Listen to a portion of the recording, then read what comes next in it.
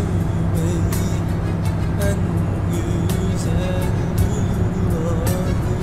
Rengarenk şu hayatımı hepsini ben senden öğrendim. Ağlayan şu gözlerimin, şu en acı hislerimin pınarını silmeyi hepsini ben sende gördüm.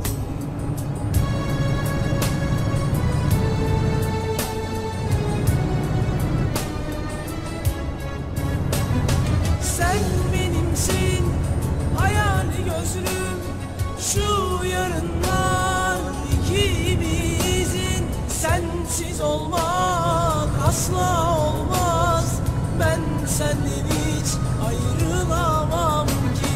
Sen benimsin, hayali gözlüm, şu yarınlar ikimizin. Sensiz olmak asla olmaz, ben senden hiç ayrılamam ki. Sensiz olmak asla olmaz, ben senden hiç ayrılamam ki.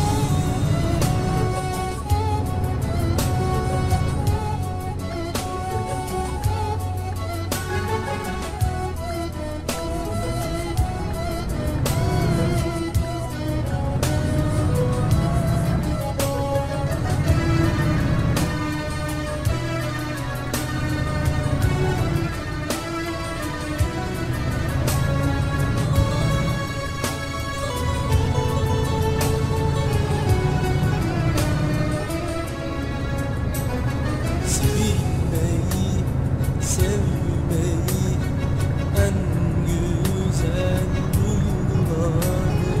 Rengarenk şu hayatımı hepsini ben senden öğrendim. Ağlayan şu gözlerimin, şu en acı hislerimin pınarını silmeyi hepsini ben sende gördüm.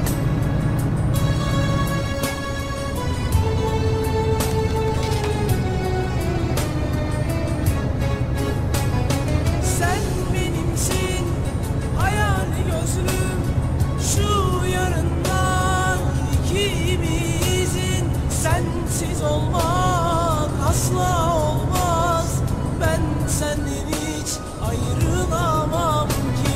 Sen benimsin, hayali gözlüm, şu yarınlar ikimizin. Sensiz olmak asla olmaz, ben senden hiç ayrılamam